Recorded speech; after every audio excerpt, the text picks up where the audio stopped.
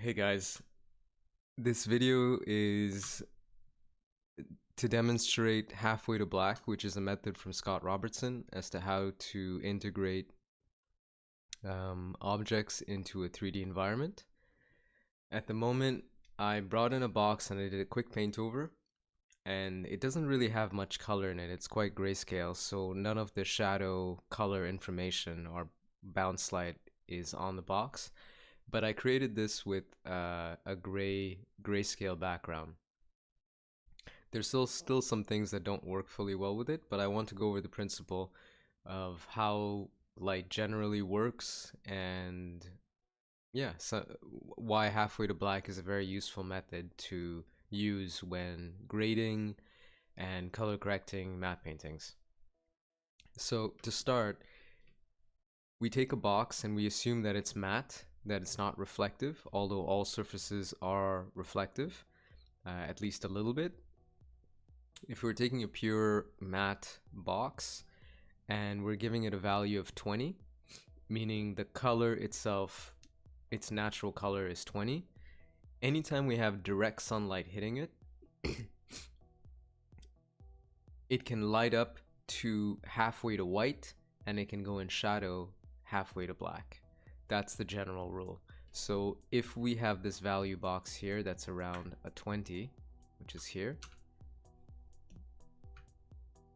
then the brightest spot that's being hit by light at 90-degree angle is going to be halfway to black. So from here to here, I go halfway, which is about there. And for the same thing for the shadow. So wherever my value is, if it's at 20 right now I put it at, I just drew a line, so 17. I either use the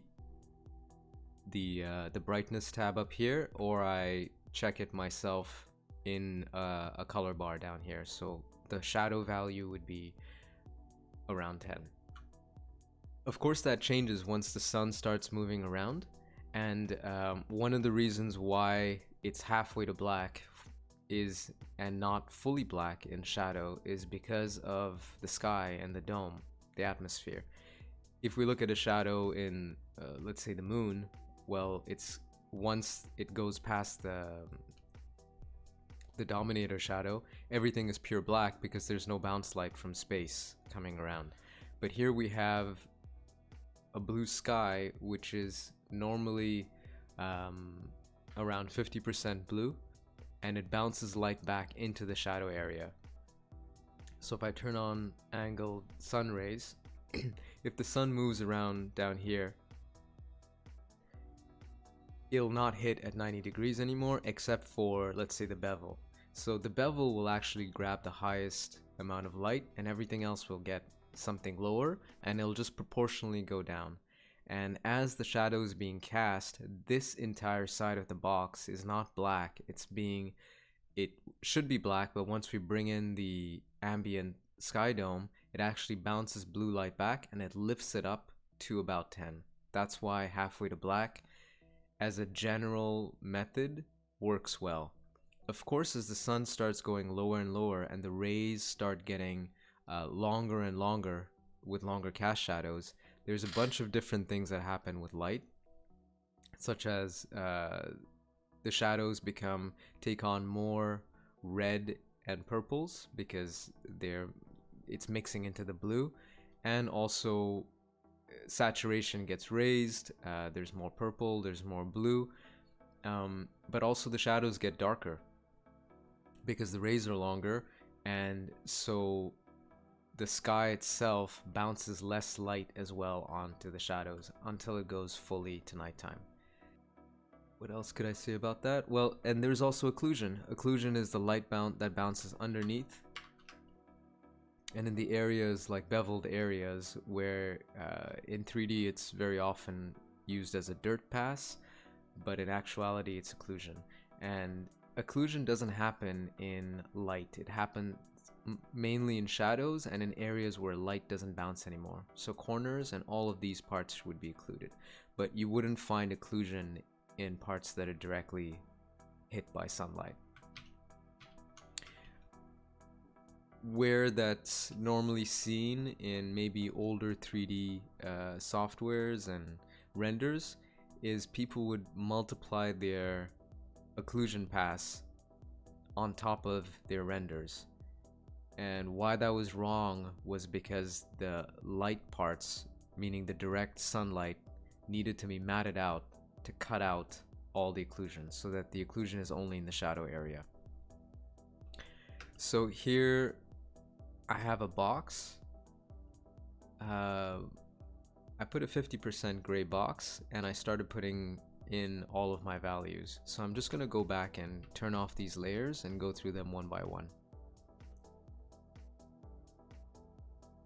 Here I chose this picture because it has three-way lighting, and also because it had some shadows going through, so I wanted to show what would happen if shadows went through a cube.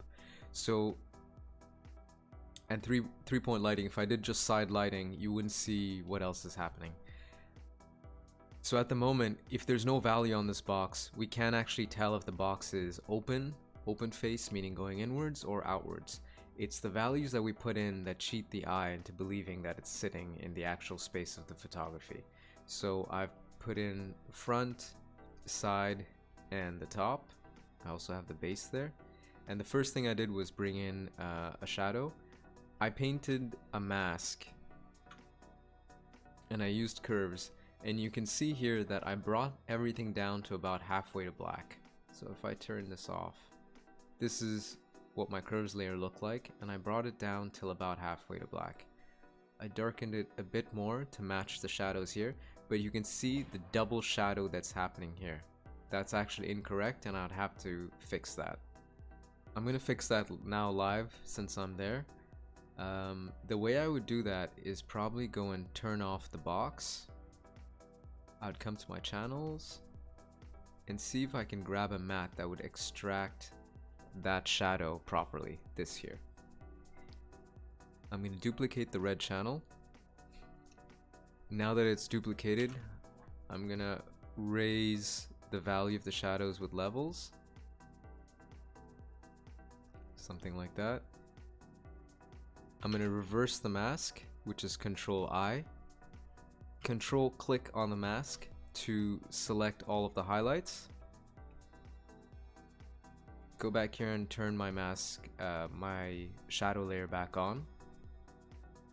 And the way I normally like to paint is turning off the mask selection, which is Control H to hide.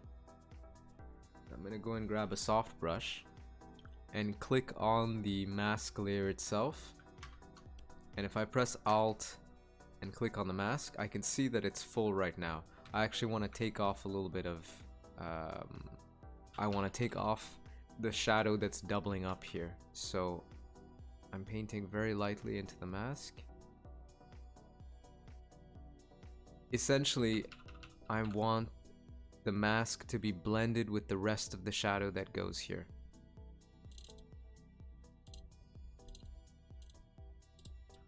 So now that that's blended, that looks like it fits more. In fact, I'm going to remove a little bit more here. And I should still have the mask open. So now I'm going to deselect and remove that mask. And now the shadow is blended properly because this entire shape is cutting off the shadow of the tree. Next, I went in and I put a little bit of occlusion into the shadow because this part is occluding light as it comes down here. I'll go over this one last. I'll start with the side. So the side is the shape right here.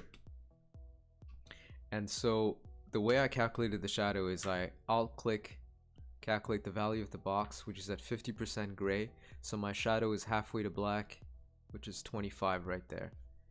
So I put a full layer and that should be 25% gray. As you can see, it still doesn't sit well because that's a general rule to get me there, but it doesn't sit well because of the contrast of the image and many other things. So I started by bringing in occlusion with a soft brush, and then the next thing I brought in was sky ambience, and I went and grabbed the value of the sky and I brought it a little bit in there to make it lighter. Next, I went and grabbed ground bounce light.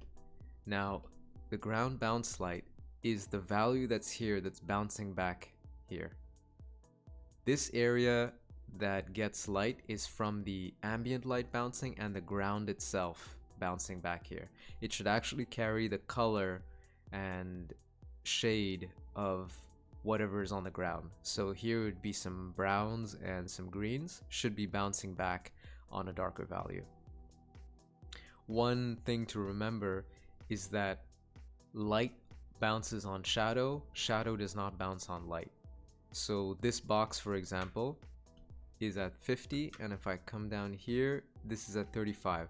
This value generally is darker than this value here, which means that this value, light hits it and it bounces off on the brighter one.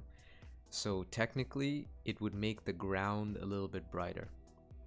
If this box was purely white, I would come in and grab the material here and bounce some white light onto the grass. If it was darker, if this box was, let's say, let me go and grab the front and make this front darker. Let's say that was the value. I would go and grab another layer, grab the color here, maybe with a soft brush or a gradient brush. I would actually bounce some of the light back onto this box. One of the reasons it still doesn't fit is because I didn't cut out the box outline. I did that here, but you can already see it starts to, sorry, that was wrong layer.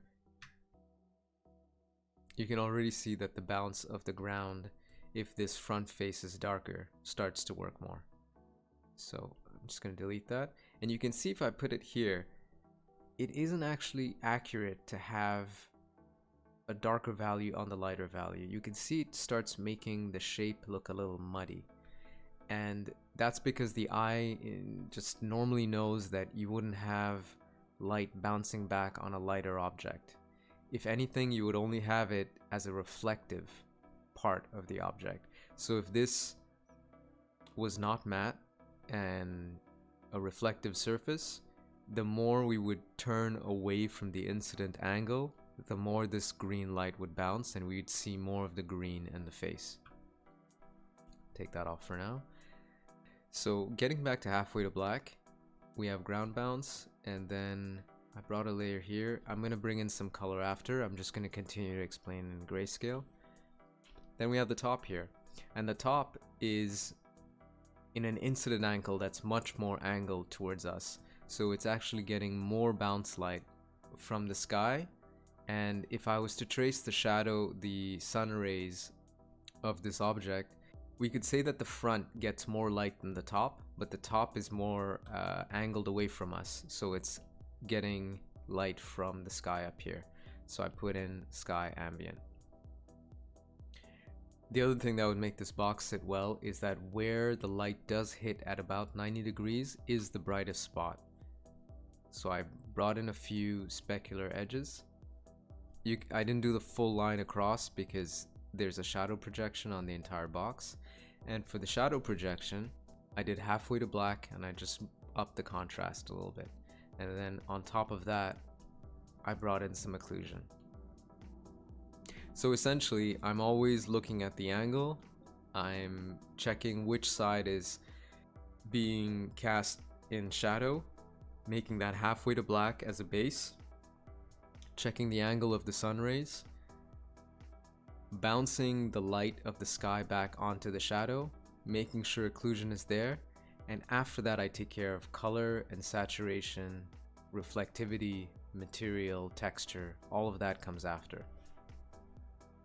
By painting in the edges and not making them straight, it gives it a little bit of texture, but I could, spend some time and make it as accurate as possible.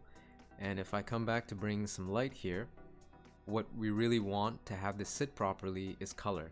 So I'm looking for all kinds of ways to bounce color onto this cube to get the ambient light working properly.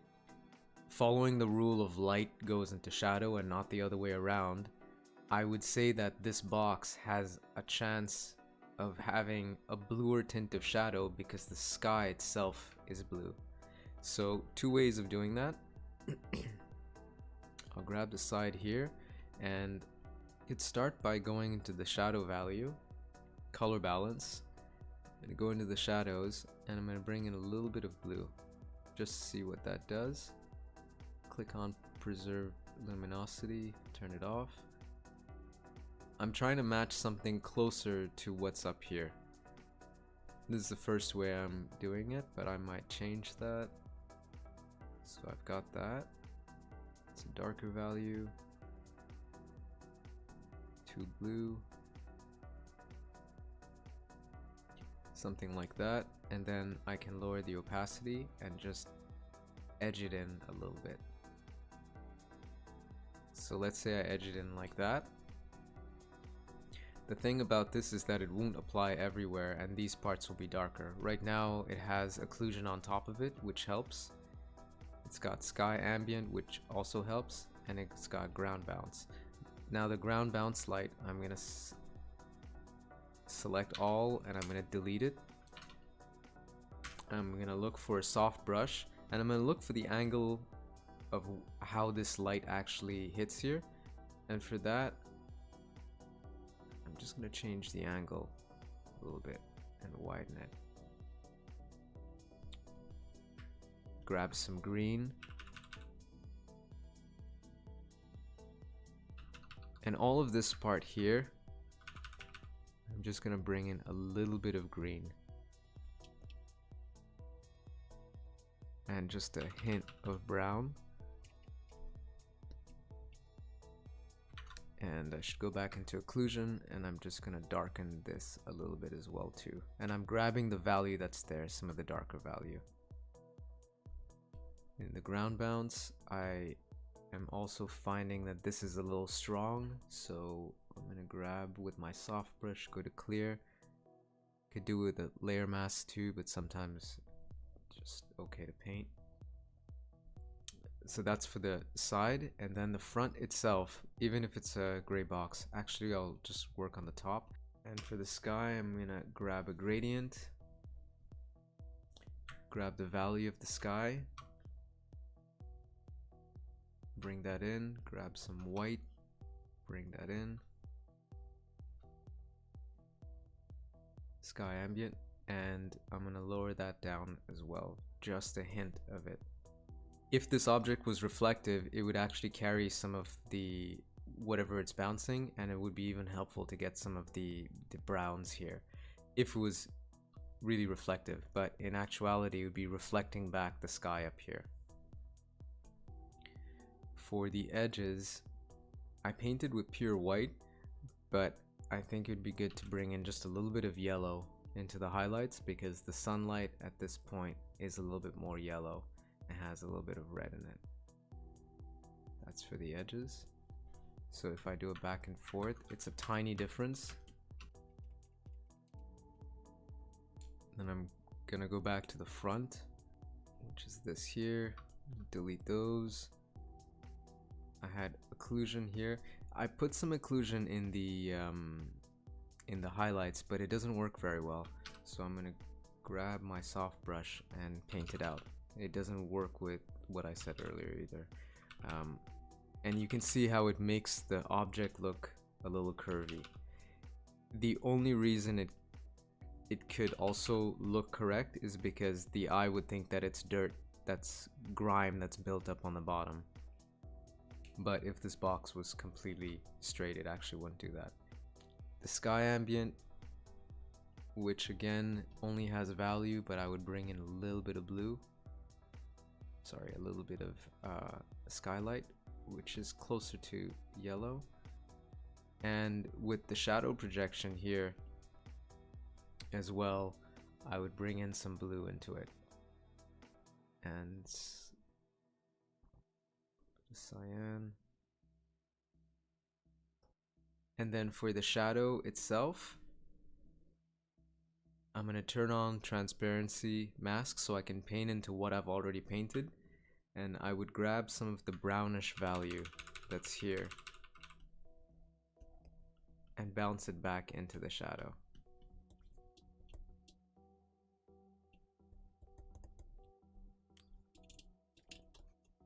And there we go. That's halfway to black. So it's a great way to start. Actually, this blue is still bothering me. It's too strong. I'm just gonna go and change that. So in this area here, I'm just gonna take off some of the blue, and that sits better. And in fact, I'm also gonna look at the shadow occlusion, and I feel like I could use a little bit darker values. Select that again. I'm gonna bring it on in front of the front face. Take a smaller brush, and I'm gonna bring in more occlusion here and there. And I would end that there. Thanks for watching.